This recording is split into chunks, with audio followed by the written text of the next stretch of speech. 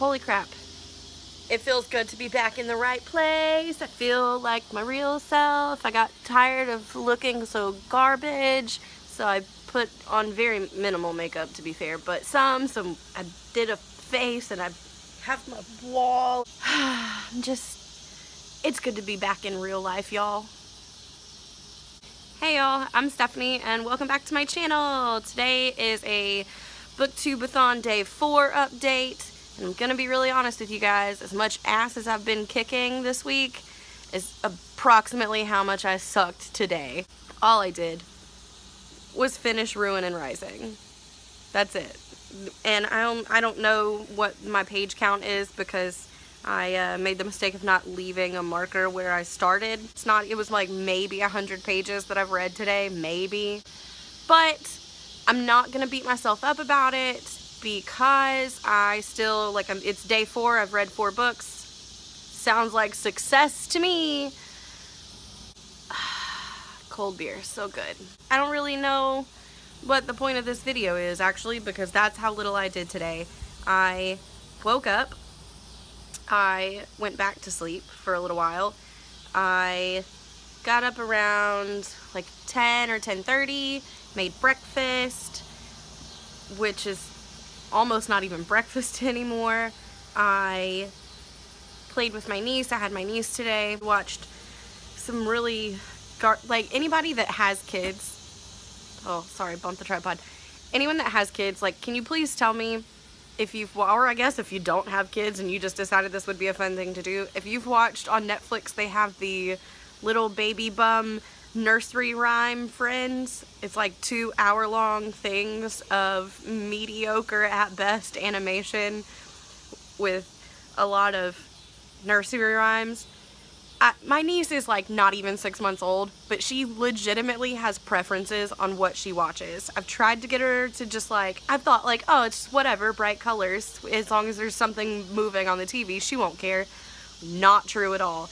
Even in this stupid little baby bum show, there are songs that she doesn't like, and she will throw little tiny hissy fits until that song is over and the next one starts, and it's one that she likes better. It's the most ridiculous thing. She's so precious and so spoiled. I love her so much. I was trying to get her to take a nap, and then what happened was we both took a nap for 2 hours. The next thing I know, it's 5 o'clock, and I have accomplished almost nothing today.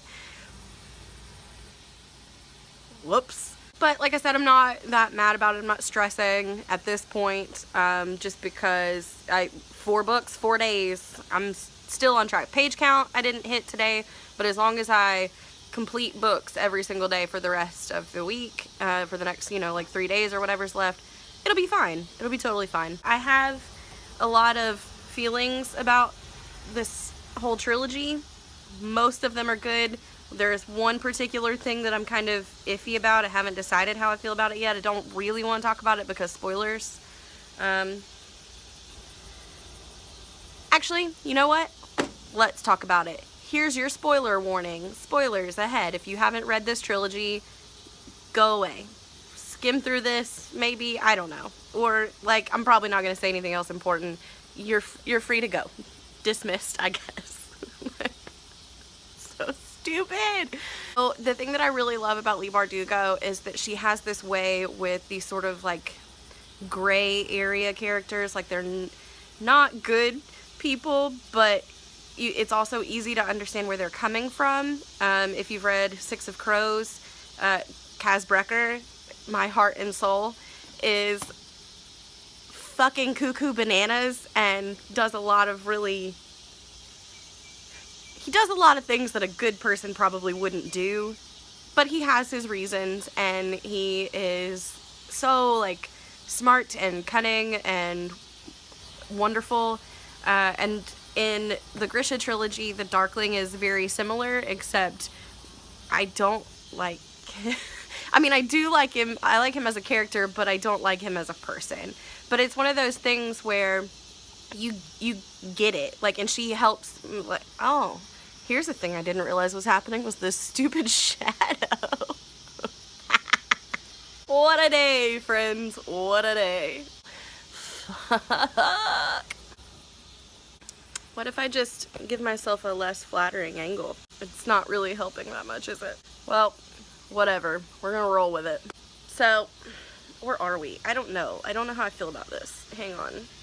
The sun is still so bright. Do you hear the cicadas, though? Well, God, I bumped the tripod again. I'm the worst today. Let's just listen to the cicadas for a minute. You want to do that? I love the outside. Even if it is fucking like 100 degrees. Who cares? Oh, did you hear that? There was a rooster. Listen, can I tell you guys a little story? I don't get along with my neighbors, and by which I mean I've never met them. I just don't like them. They're loud. And not like in a fun party way, which I could probably get down with. And I feel like I'm probably making it up in my head, but I feel like there's this fucking, like, competition to see who can piss off who more, and their newest move is to get fucking a rooster. They have a rooster now that just randos like,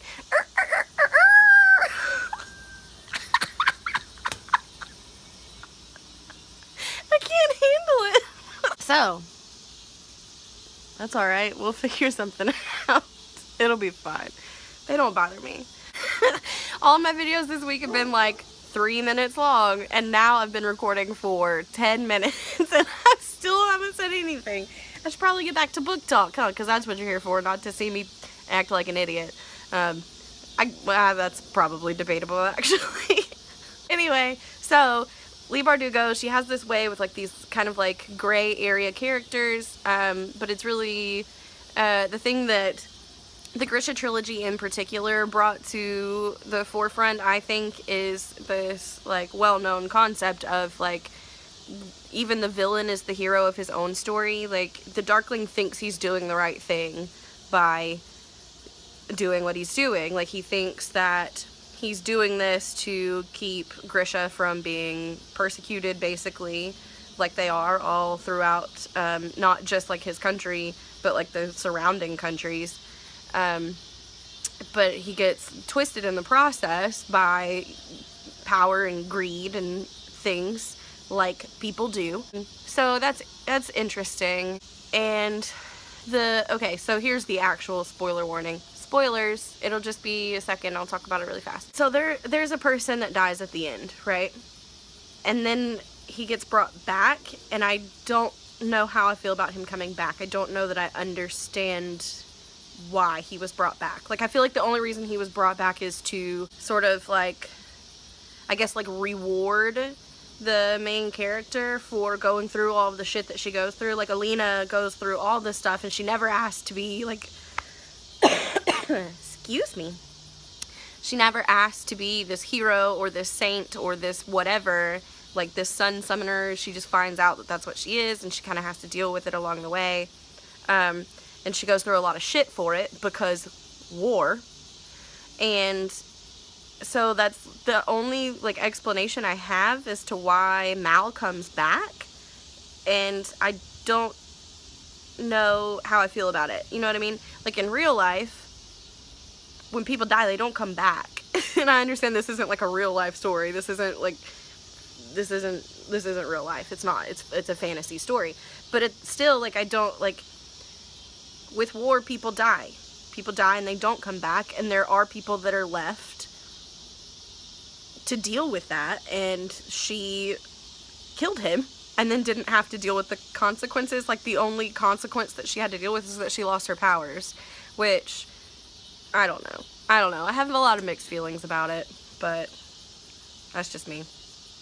So, moving forward, also, like, I'll have in the description down below what challenges I've completed by wrapping up the Grisha trilogy. If you don't know, if you're one of those new subscribers that is unaware, I'm actually not just trying to complete all the challenges from this year's BOOKTUBEATHON, but from every single BOOKTUBEATHON that has happened in the last 5 years. Like, this makes 5 years.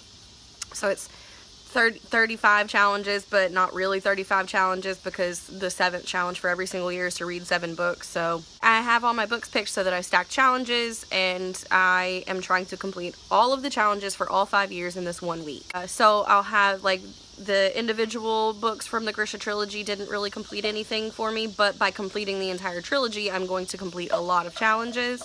So I'll leave all the challenges that I completed by completing these books down in the drop box below.